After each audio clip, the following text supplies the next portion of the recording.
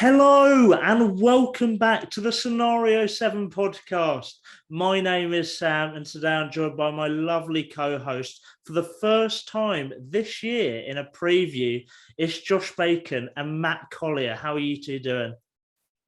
I am great, thank you, Sam. It is good to finally be here and get some points on the board. Let's go. Yeah, it's great to have you, mate, to get some predictions points. And Matt, how are you doing? Yeah, I'm good, thank you, Sam. How are you doing? Yeah, I am all good. I'm all good. And today we are here for an Australian Grand Prix preview. We're finally back in Australia after a 2-year absence, last race in 2019. So I guess that would make it a 3-year. I don't know. Maths isn't my strong point. It's a 2-year absence. But yeah, we're bringing you an Australian Grand Prix preview. But before we get into all of that, we're going to start off with Have I Got F1 News for You? And Josh, I've slightly themed it around you, despite the fact we're in Australia for this race. Josh on Friday is off to America for 2 weeks for a trip where he's going to go see loads of stuff, which I'm really jealous about. But yeah, it's slightly themed around you. So the headline. So for people that don't know, I'm going to read an F1 headline for this week, and Matt and Josh have to guess what the missing word is. Either of you can jump in, and whoever gets it first doesn't even get a point, but just interesting in it. So the headline is Dominicali wants F1 to avoid space American driver. And this is from motorsport.com. So Domenicali wants F1 to avoid what word? American driver. Either of you can jump in with a guess here. Oh, I've no idea. It's got to be a name though, surely. So Yeah, I was going to say casino, but then it kind of has to be a name. So I got no idea. I will give you a clue, and despite this being an America thing, the word is something you would attribute to Australia, and it's not a name. it's not a name. Oh gosh. I don't know. I can see the hot American driver. I know it's hot in Australia. I could see the clogs turning, but I'm gonna push you two for a final answer. What is your? It's one word. What do you think it is? Domenicali wants F1 to avoid what American driver? Josh, what's your final answer? I don't know. Heated. It's to do with Australia. I'll let you go again. Australia's hot, you know. Okay, you're gonna go heated. Matt, to do with Australia. Ricardo. It's not a name. It's not a name. But right, so the headline is Domenicali wants F1 to avoid boomerang American driver. So Stefano Domenicali is eager to ensure F1 does not encounter a boomerang effect with any possible American driver amid the swell in US interest in the series. Speaking at the launch of the Las Vegas event, F1 CEO and president said that while securing an American driver was important, it also has to be real. Of course, the last American driver in F1 was Alexander Rossi, who raced 5 times for Marussia in 2015. And I think it's fair to say in recent times, American drivers haven't had a long career in F1. But my first question to pose to you, as I mentioned, he was speaking at the launch of the Las Vegas race. What are your thoughts on racing in Las Vegas? It is the 3rd race that we will have in America. What are your thoughts? Do you like it? I think it's personally a good idea. So F1's finally broken into the market in America, and it just shows the support that it can get from anywhere. And I think it's, even though 3 races in one country sounds like a lot, if you think of the landmass and how big America actually is, I think it's fine there's 3 in the same country. The track itself, it should be interesting. it looks quite small and fast, but I think it'll be a good weekend because we'll see how the drivers handle themselves over the weekend. Because obviously Las Vegas, we know what it's famous for. But yeah, I think for the fans, it's going to be amazing because once again, it's Las Vegas. But yeah, I think the addition of it to the calendar next year is going to be a good one. Yeah, it's a great venue. I'm sure all the drivers will like it, all the fans will like it. It does seem a bit short, as Josh said. I think it's only got 14 corners. And yeah, the fact that we're going to have 3 tracks in America, I kind of agree with Josh that, America's massive, but then, the whole world is competing to get on the F1 calendar. And the fact that America's got 3, yeah, I quite like other countries personally to be on the calendar instead of 3 races in America. Yeah, there's certainly countries that should be on the calendar that aren't. So when considering that America now has 3, you could think it's quite unfair. I'm thinking Germany. I'm thinking we don't have a race in Africa, but I guess that's to do with the financial gain of it all.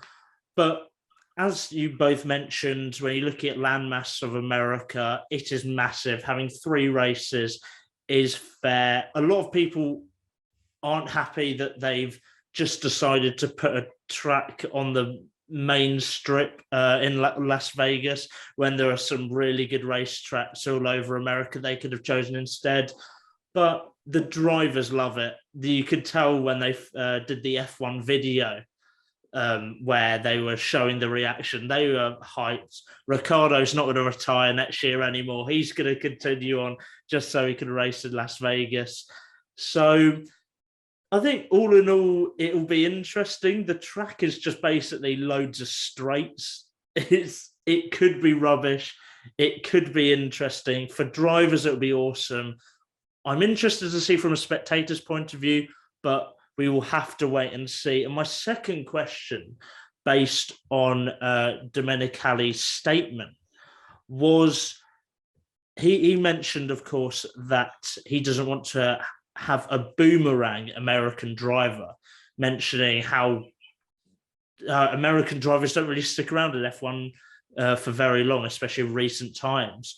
But why do you think there is such a lack of American drivers? Because in America, you have NASCAR, you have IndyCar, you have all these big races, and America is massive. So there should surely be a big pool of drivers. So why is the last American driver that raced in F1 racing in 2015? I think you've kind of answered it yourself in the way you posed the question. It's just there's IndyCar and NASCAR in America, which are massive, and they've been there for longer than F1 has been interested in America. Because obviously they've only really just broken into the market in America for F1, and NASCAR and IndyCar have been around for ages, and everyone in America knows what it is, loves it, and probably any driver in America wants to become one of those drivers instead of driving Formula One. So I think that's the reason, as of recently, there hasn't been many F1 American drivers. But now that we've finally broken into America and have more races and more fans involved, I think we'll then get more youngsters wanting to become drivers in Formula One over NASCAR and IndyCar. So I think that's the reason for what it's been like in past times and not right now. But for the future, I think we'll see something very different. Yeah, I basically agree with everything that Josh has said. America, growing up in America, you probably wanted, if you loved racing, you probably want to do IndyCar or NASCAR. And America's only just recently got loads of interest. I think a main impact of that is Drive to Survive. When you look at the F1 crowds before Drive to Survive started, and now a few years later, you're getting packed out stands and all that kind of stuff.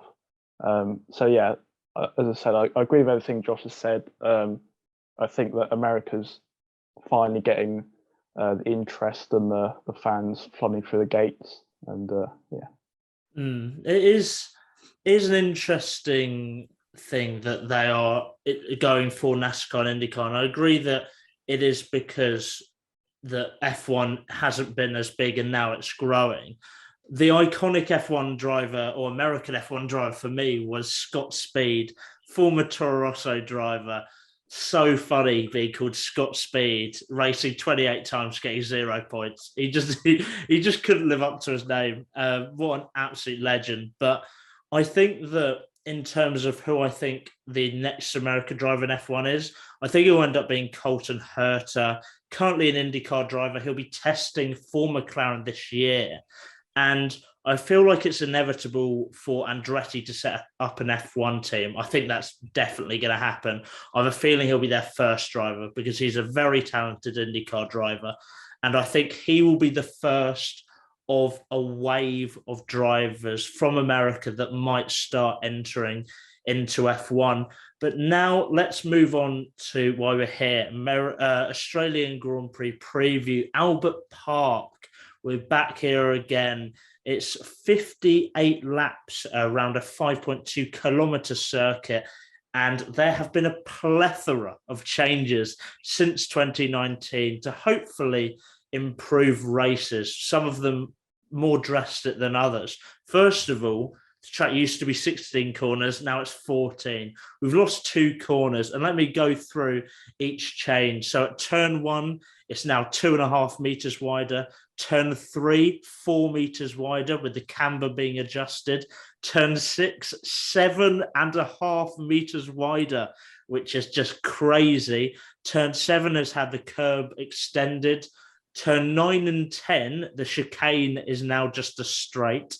We've got the new turn 11, which the apex has been widened and the camber changed. And then turn 13, or the new turn 13, has been widened on the inside with the pit lane also widened. But for me, the biggest change is we're going to get 4 DRS zones with 2 detection points. 4 DRS zones. I can't think of a race that has had more than 3. To be honest, I thought they were only allowed a max of 3. So for them to rock up and have 4 DRS zones is pretty crazy.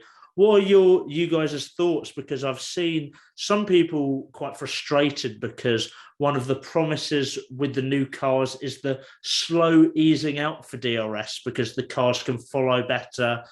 But what do you guys think? Because racing surely will improve. I'll let you go first, Josh. You go, yeah. Well, you touched on it already, Sam. These regulations were to encourage overtaking. There were talks about banning DRS for this season, and the fact that we've got 4 DRS zones kind of explains how difficult it is to overtake around this track. I'm kind of a bit disappointed personally because you'd expect a newly profiled and redesigned track to have loads of overtaking opportunities, and the fact that they've got 4 DRS zones kind of goes to show that there's not going to be as much overtaking as they want, and they're trying to get people close with DRS. So yeah, it's always been difficult to overtake around this track, but I think, as you mentioned, Sam, they've widened some of the corners. But yeah, 4 DRS zones just seems way too extreme for me. Yeah, I'm in agreement with Matt. It definitely needed changing because there weren't that many opportunities to overtake in this old layout. So widening some of the corners and possibly getting rid of some of them was definitely a good idea. But I think to then add another DRS zone just because they got rid of some corners and they wanted to make it a longer straight, it just doesn't seem like the right move, in my opinion. But we could be proven wrong, and it could be a good idea, and it may actually give more overtakes. But I'm not sure. It just seems like too many DRS zones on. It's not even not that big of a track if you look at it. So to have 4 in one just imagine one person gets 4 DRSs in one lap. Like, how unfair is that going to be to the other driver in front of him? But it does, I don't know. It seems like they've missed the trick somewhere of design, like Matt said, in designing the track better than what it is now. So we will see on Sunday, and hopefully we are proven wrong. But I'm not sure if it's the right move. So you two have your doubts, but do you think it's definitely an improvement on the last track layout? Do you think this is definitely a positive step forward? Because I've seen Daniel Ricciardo, of course it's his home race, so he's going to praise it, but he said, I've seen him say that he's very happy with the changes because before overtaking was impossible and now there's actual opportunities. Do you think it's a definite step forward? Yeah, I'd say it's a step in the right direction, but just not quite there yet, if that makes sense. I think so. I think with widening the corners and getting rid of some of the corners, they've taken the right step, but just adding that extra DRS zone has kind of like made it feel like they're taking another step back. But yeah, like I said, we will see on Sunday. Yeah, as I explained, when redesigning and creating all these changes to the track, you think that it's going to encourage loads of overtaking, and they'd almost go back and get rid of a DRS zone. But they've increased it to 4 DRS zones. I can imagine the race being a DRS train. As Josh explained, the track's actually not that big in the grand scheme of things. So it's going to be a lot of DRS trains, I reckon. And as F1 fans, I prefer thrilling overtakes that don't involve DRS. That's why one of the main reasons we love the sport, whether it's in the wet or no DRS in unexpected corners. And 4 DRS zones, just for me, it just doesn't seem right. Yeah, it will be interesting to see what happens with it, because of course we had in Saudi Arabia the tactic of basically trying to be behind the other car, and the car in first was trying to brake behind the car in second, and then the car in second was trying to make sure they'd stay behind, and they'd all just lock up. So it'll be interesting if we have some of that, but 4 DRS zones is crazy. I have a feeling it could be a bit of carnage and a DRS train, so we will have to see. But again, we haven't raced this layout. We will have to wait and see, and that's all we can do. But now it's time to throw it over to Robert for his track guide using the F1 2021 game. Welcome to Albert Park, and of course, welcome back to the Scenario 7 track guide. After a long break, we're back in Australia, but this time we've got some changes. However, because we are doing this guide on the F1 2021 game, which does not have the new layout as a playable version, you'll just have to trust me when I point out the changes. With a distance of 5.3 kilometers in length and one less corner now after the removal of one of these chicanes, the track in Melbourne is a true classic. Mostly known as a season opener in recent years, the track would have already had the new layout change if it weren't for the COVID-19 pandemic.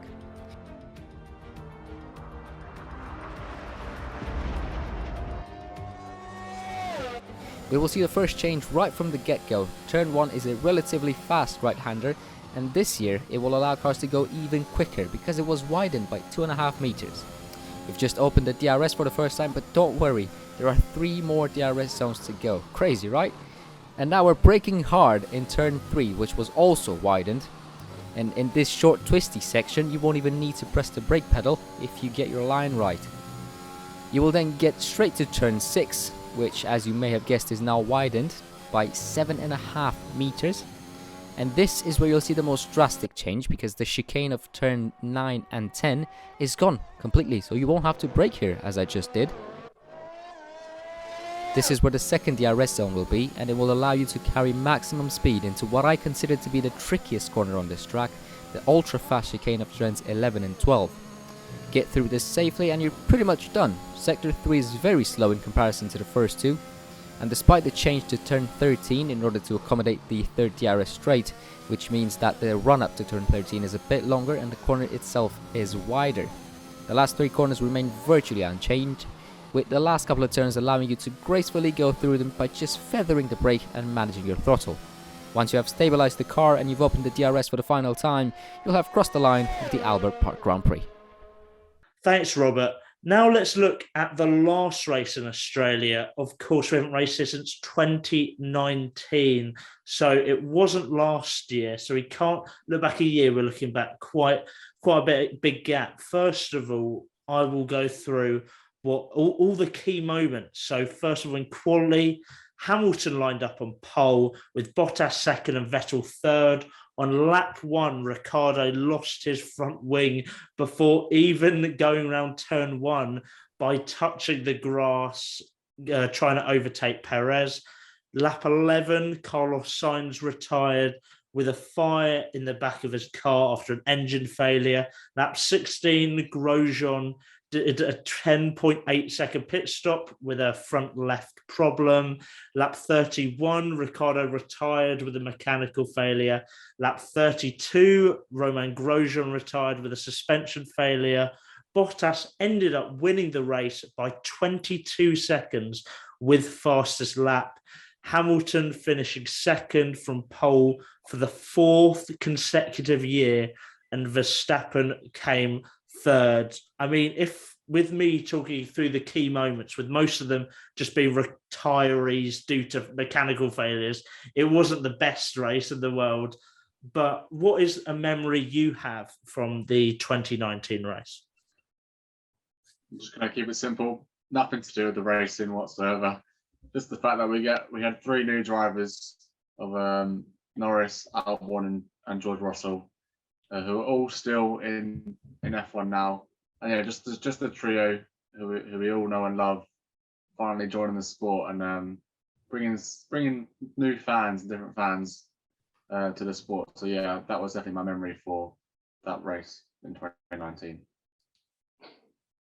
I won't talk too much about Ricciardo because I know you're going to talk about it in a bit, but it was very funny. I'll never forget someone holding up a sign saying Renault doesn't give you wings. But yeah, for my memory of 2019, I've gone with Bottas. From the start, he got a brilliant start on Lewis Hamilton, who was on pole. And, you know, from then on in, he was just relentless. As you already said, he had a 22-second lead over Hamilton when he crossed the line. You know, when Mark Webber was on the podium, he was surprised and asked Valtteri, you know, what he had for breakfast, and he responded with porridge. And yeah, it was definitely a brilliant race for Bottas. Yeah, definitely a great race for Bottas, and a lot of Finnish drivers actually done very well around Australia. I wonder why, but yeah, a brilliant race for Bottas. But yeah, as you mentioned, Matt, I'm going to talk about Daniel Ricciardo. He is my memory from the last race, but unfortunately, it's not a positive one. It was a Daniel Ricciardo disaster class at his home race. So unfortunate. Losing his front wing before turn one. I mean, having watched it back a few times today, it was just so unlucky to lose his front wing because he wasn't even fully on the grass. He just touched the grass. Like he had one wheel on it and his front wing just went. Really unlucky.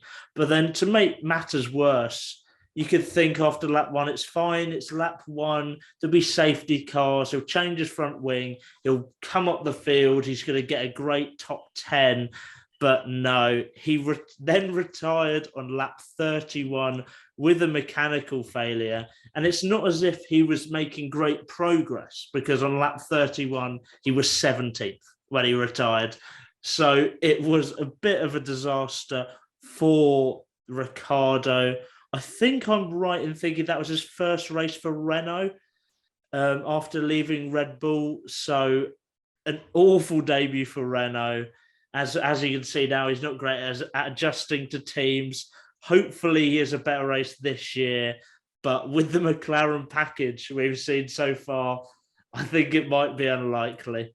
But yeah, that is my memory of the last race. And now we move on to our predictions. First of all, looking back at Saudi Arabia and seeing where we sit in the table after 2 races. I'm the only one in this podcast who has points, so big win for me. I'm sitting in first position with an average of 2 points. So we're not doing it on total points, we're doing it on average points because we know that everyone can't be on every podcast. We're basically doing it so Josh can actually not definitely come last and can stand a chance, because we can't always be on every podcast, and so an average would make it more fair. But yeah, as I said, I'm in first with a 2-point average.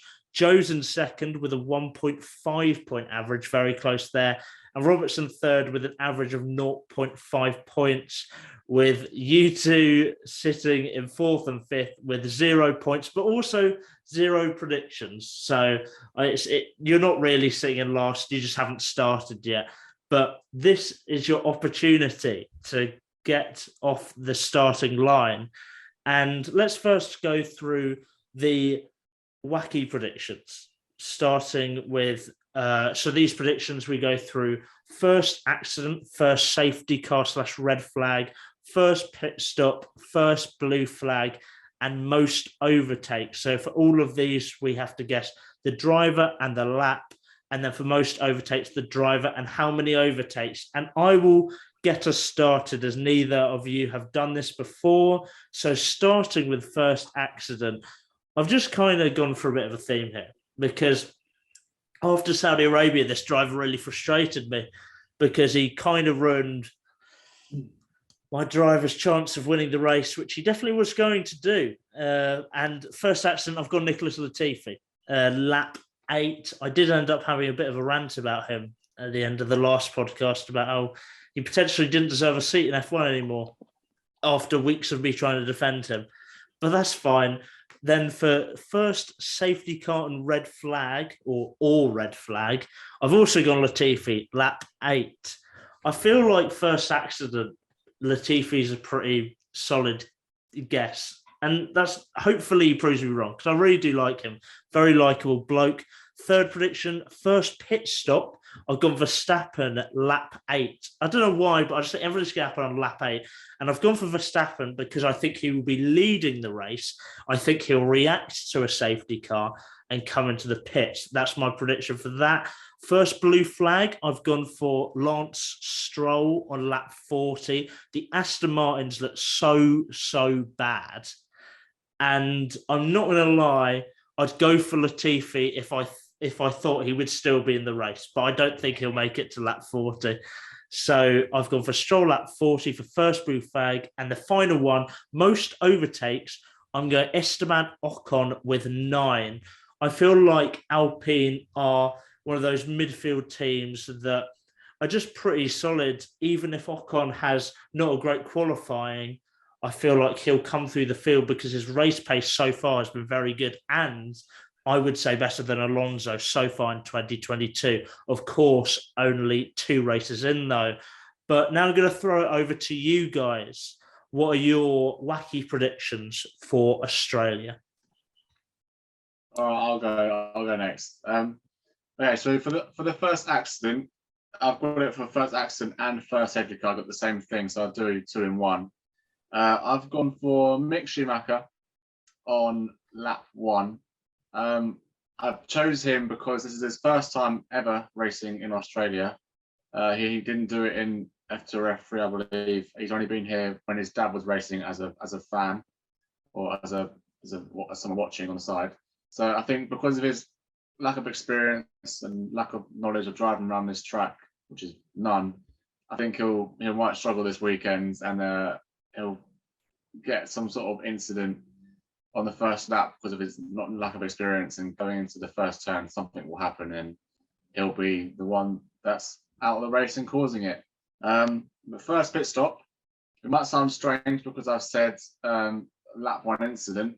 I'm bagging on, I'm spreading my knowledge here, or spreading my availability of getting points. I've gone for lap 12 because I'm hoping some people are going to be starting on the softs, and I've gone for Verstappen. similar to you, Sam. I think he's going to be leading the race, and I think he'll pit first and cause people to react behind to see if they'll go in or stay out and so on. So I've gone for Verstappen on that 12. And then first blue flag, everyone's going to probably have the same prediction. But I've gone for the big man, Latifi. I think he's going to be dead last, as per usual. But I don't think it'll be until at least lap 26. So some decent time to be not lapped once, but who knows? It could be earlier, it could be later. And then most overtakes. This one I struggle with because there's quite a few contenders out there. But I've gone with Magnussen. I feel like he may have a poor qualifying, but have a good race because he has the car for it. So I feel like he'll have the most overtakes over the course of the weekend, and I think it'll be 5. Very interesting. I've kind of gone a few the same as Josh. First incident, I think it'll be Latifi lap 1. He's never driven around this track. I don't know, he might just lose his front wing. He might end up in a wall. Who knows? First safety car / red flag. I think it'll be lap 1. Lap 1 again, maybe one of the Aston Martins or one of the Williams just, lose their wing or have to pit. First pit stop, I think it'll be Wonyu Zhou. Another driver hasn't raced around this track. I think lap 1 will be quite chaotic for all the rookies, all the drivers that haven't raced here. So I've gone Wonyu Zhou, lap 1.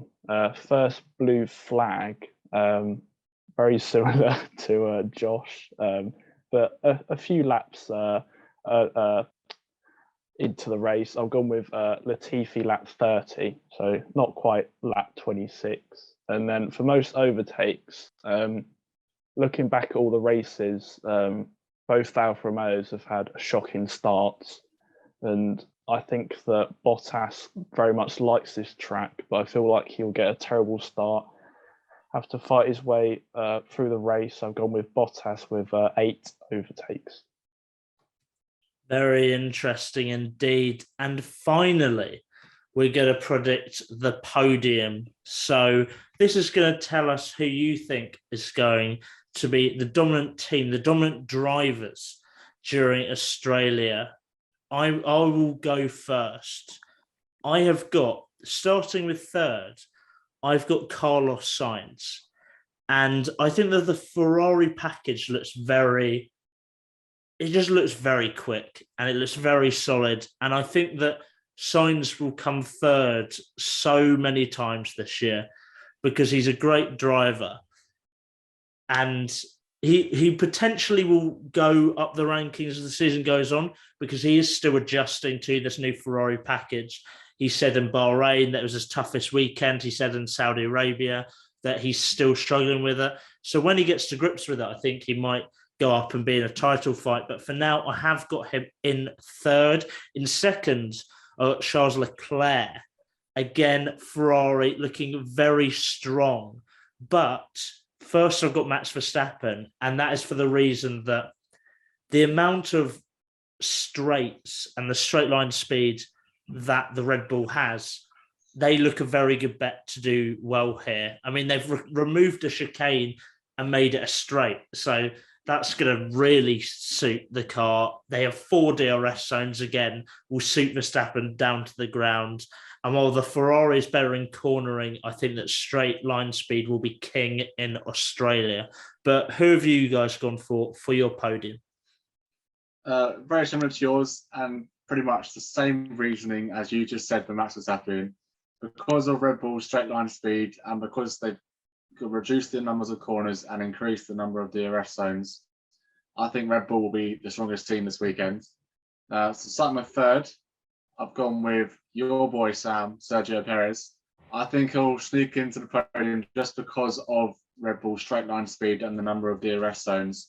But I don't think he'll quite have enough to join the top 2 fight of the same 2 drivers as it has been for the past 2 races of Verstappen and Charles. So I've got Charles finishing in second, just because, like you said, the Ferrari is looking very, very good this season, but I don't think they'll have enough at Australia because of the straight line speeds of the Red Bull, which is why I've got Max Verstappen in P1. Yes, I'm just gonna basically echo everything that you two both said about how strong Red Bull are in a straight line and how there's 4 DRS zones. So P3 I've gone with Sam's man Perez. I think he'll do quite well around this track. In P2, I decided to go a bit different. So I've gone for Verstappen in P2, and then Leclerc in first. Ooh, you got the Ferrari in first. Yeah, I will.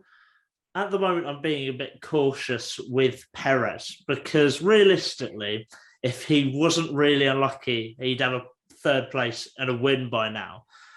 But I don't want to predict him too high and then him get crashed into or something happen to him again. But if he does get a result here, he will definitely start popping up in my top 3 very regularly. And if he does get a result here, I'm going to quietly say he's going to be in the title fight. But we're not going to say it too loudly yet because he does look unbelievable this year. But that wraps up our preview of the Australian Grand Prix. We're finally back at Albert Park and I'm over the moon about it. New track layout, we'll see how that plays out. But yeah, thank you for watching. Thank you for listening to this podcast. Make sure to like, subscribe, download, whatever you need to do.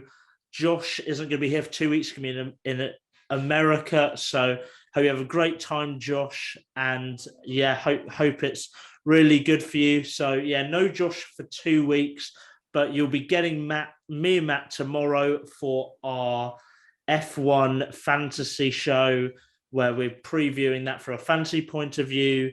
Make sure you follow us on social media. Our links are all down below to stay up to date on all we're doing.